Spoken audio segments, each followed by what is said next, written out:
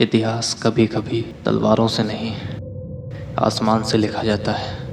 और 536 एडी शायद इतिहास का सबसे अंधेरा साल था।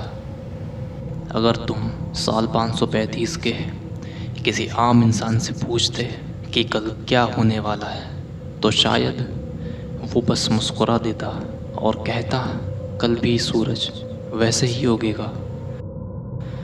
लेकिन हज़ारों किलोमीटर दूर धरती एक ऐसा राज छुपा रही थी जो पूरी इंसानियत की तकदीर बदलने वाला था।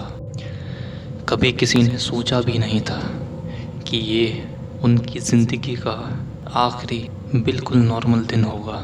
फसलें, हरा भरा खेत, बच्चों की हंसी और सूरज बिल्कुल वैसे ही जैसे सदियों से उगता आया था।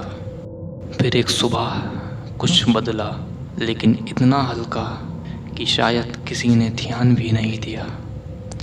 सूरज आज थोड़ा अलग लग रहा था।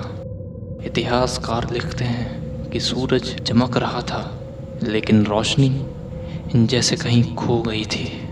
दिन था पर महसूस शाम जैसा हो रहा था।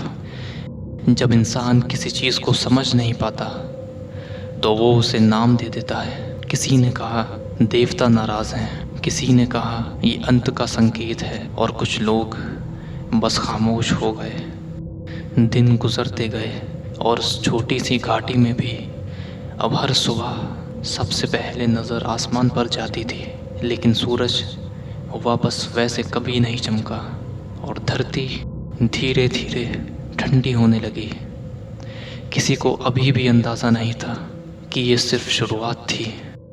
दिन हफ्ते बन गए, हफ्ते महीनों में बदल गए, लेकिन आसमान वैसा का वैसा ही रहा। न तेज़ धूप, न नीला आसमान, सिर्फ एक अजीब सी धुंध जो जाने का नाम ही नहीं ले रही थी। सबसे हैरानी की बात ये नहीं थी कि यूरोप में सूरज बदल गया था। हैरानी इस बात की थी कि इसी वक्त दुनिया के दूसरे हिस्सों में भी लोग कुछ ऐसा ही महसूस कर रहे थे। राजा डर गए, पुजारी प्रार्थना करने लगे और सम्राट जवाब ढूंढने लगे, लेकिन दुनिया के सबसे ताकतवर लोग भी आसमान को समझ नहीं पा रहे थे। उस दिन गाँव में लोग सिर्फ प्रार्थना नहीं कर रहे थे, वो जवाब ढूंढ रहे थे। लगभग 1500 साल पहले एक आदमी ने कुछ लिखा और आज वही अल्फाज इस राज की सबसे बड़ी चाबी बन चुके हैं। बेजेंटाइन हिस्टोरियन प्रोकोपियस ने लिखा, the sun gave forth its light without brightness. जैसे ग्रहण लगा हो, लेकिन ग्रहण ख़त्म ही ना हुआ हो। किसी को नहीं पता था कि ये कब ख़त्म होगा। लोग रोज़ उठते और बस उम्मीद करते कि शायद आज सूरज दोबारा वैसे चमकेगा जैसे पहले चमकता था। लेकिन सवाल आज भी वही है, आखिर हुआ क्या था? किस चीज़ ने पूरी दुनिया का आसमान बदल दिया? और क्या इंसानियत इसके बाद बच भी पाएगी? साल बीत गए, फिर सदियां बीत गईं। जिन लोगों ने ये सब देखा था वो कब के इस दुनिया से जा चुके थे, लेकिन उनके लिखे हुए अल्फाज जिंदा रहे। और एक सवाल भी, आखिर हुआ क्या था? उस घाटी के खेतों में फसल पहली बार सच में बदल चुकी थी। फिर लगभग 1500 साल बाद एक नए ज़माने के लोगों ने वही सवाल दोबारा पूछा। फ़र्क बस इतना था, इस बार उनके हाथ में तलवार नहीं, साइंस थी। इंसान भूल सकता है, किताबें जल सकती हैं, लेकिन बर्फ़ याद रखती है। ग्रीनलैंड और अंटार्कटिका की हज़ारों साल पुरानी बर्फ़ की परतों में धरती ने अपना इतिहास छुपा के रखा था। जब साइंटिस्ट ने इस बर्फ़ की परतों की स्टडीज़ की, उन्हें मिला कुछ इतना छोटा कि आँखों से मुश्किल से दिखे, लेकिन उसी ने इतिहास बदल दिया। लेकिन साइंस कभी सिर्फ एक सबूत पर भरोसा नहीं करता।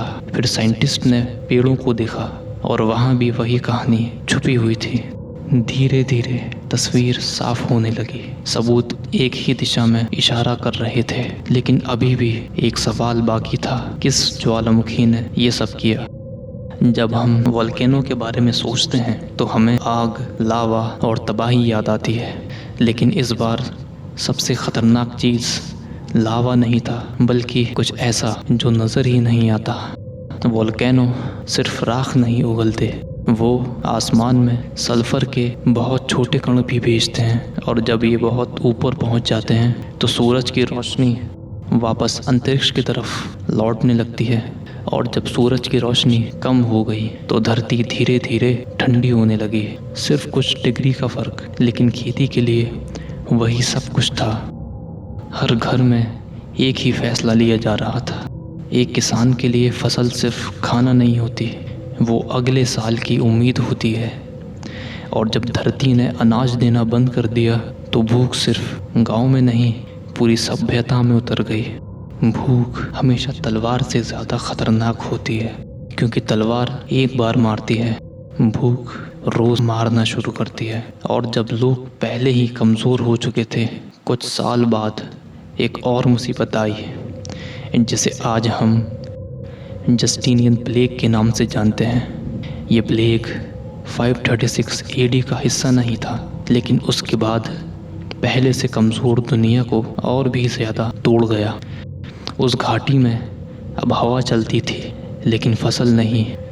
आज कई हिस्टोरियंस 536 AD के बाद के कुछ सालों को इंसानी इतिहास के सबसे मुश्किल दौरों में से एक मानते हैं, लेकिन इस कहानी का सबसे अजीब हिस्सा अभी बाकी था।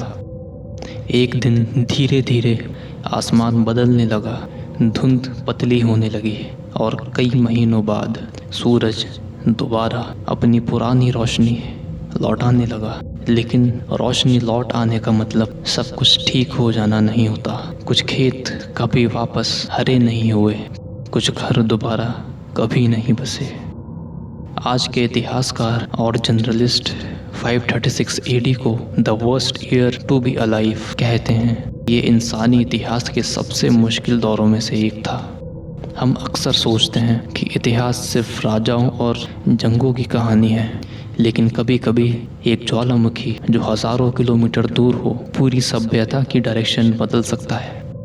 याद है वो छोटी सी घाटी जहाँ से हमारी कहानी शुरू हुई थी, जहाँ एक छोटा लड़का कभी अपना लकड़ी का घोड़ा लेकर खेतों में दौड़ा करता था। आज वहाँ फिर से बच्चे खेल रहे हैं, नए बीज बोए जा रहे हैं, और जिंदगी एक बार फिर आगे बढ़ रही है।